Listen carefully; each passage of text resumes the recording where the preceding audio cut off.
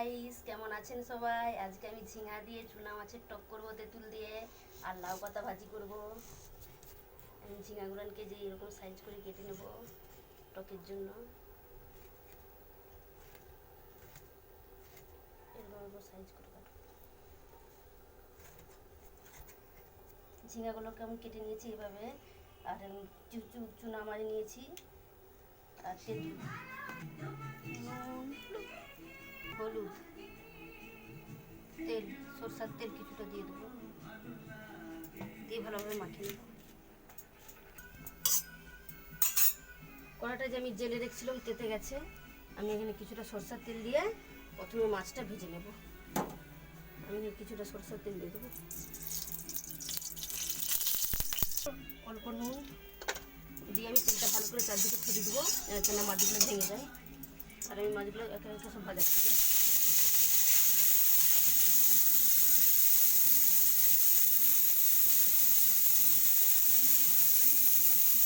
সবগুলোই ভেজে নেবো একসাথে।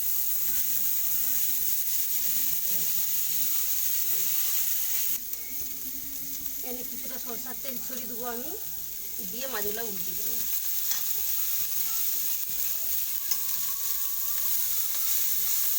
নাহলে ভেঙে যাবে, একটু আস্তে আস্তে মাছগুলো উল্টাতে হবে।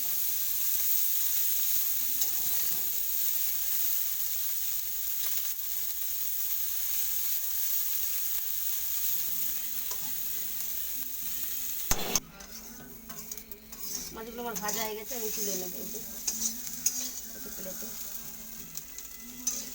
ঠিক এইভাবে ভাজা করে নেব।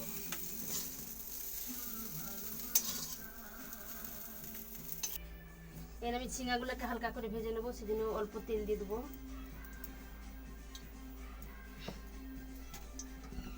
ঝিঙাগুলোকে তুলে দেবো।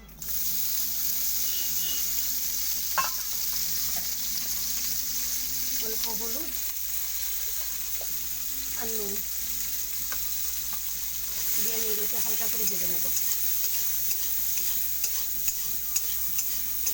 খুব একটা ভাজবো নি। আমার এখানে ঝিঙাটা ভাজা হয়ে গেছে, আমি তুলে নেবো।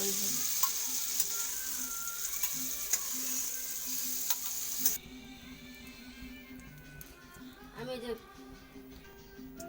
কিছুটা সরষার তেল দিয়ে দেবো, ফোড়নে যে সম্বুরা, একটা তেজপাতাকে ছিঁড়ে দিয়ে দিচ্ছি, দুটো কাঁচা লঙ্কা, দুটো রসুনকে ফালি করে নিয়েছি, আর পেঁয়াজকেও এরকম করে নিয়েছি, ফালি করে নিয়েছি।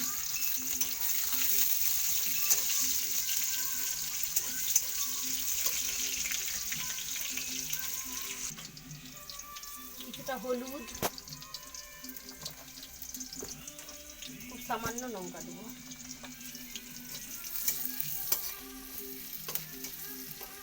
এই ঝিঙাটা আছে তুলে দেবো।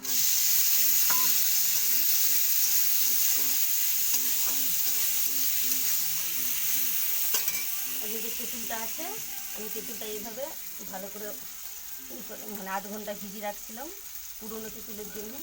আমি এই তেঁতুলের ছালটা এটা ফেলে দেবো, কষাটা দিয়ে জলটা দিয়ে দেবো।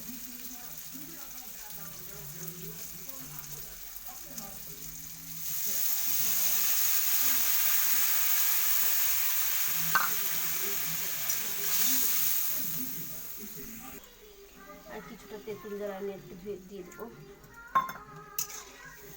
এটা ফুটে উঠলে আমি মাছগুলো দিয়ে দেবো। আমার ঝোলটা ফুটে উঠে গেছে, আমি চুনা মাছ কিছু দিয়ে দেবো, সবগুলো দেবো নি, ঘরে কিছুটা রেখে দেবো, লঙ্কা চোপটা করবো পেঁয়াজ দিয়ে।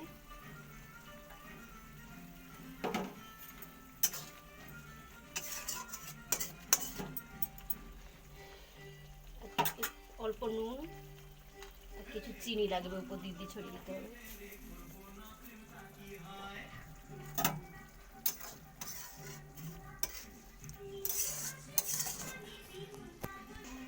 এটা কিছুক্ষণ ফুটিয়ে আমি নামিয়ে দেবো।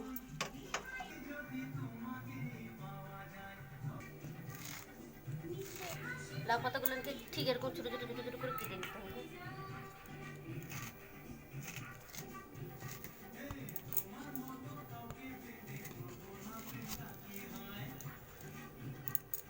আমি ছিঁড়াটা এরকম করে যে ছিঁড়ছি এটা দেখো।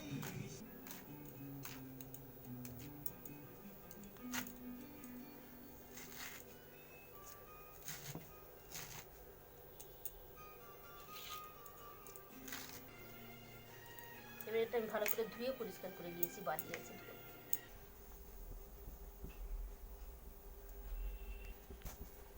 আমি শাকটা ভাজি করে নেবো, সেই জন্য সরষের তেল, জিরা, রসুন কুচি করে রেখেছিলাম 3-4টা, এই পেঁয়াজ কুচি করে রেখেছিলাম 2টা, এগুলোকে একটু ভালো করে লাল লাল করে ভাজা করে নেবো।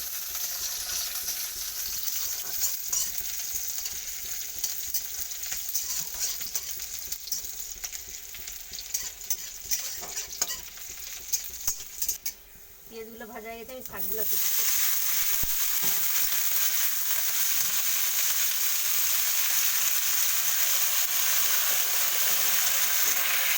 অল্প নুন আর অল্প হলুদ দেবো।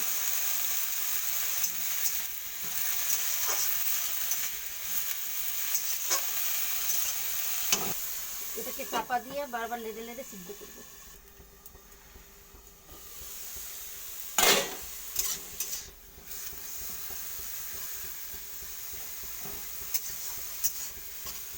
এভাবে ভালোভাবে ভাজি করে নিতে হবে।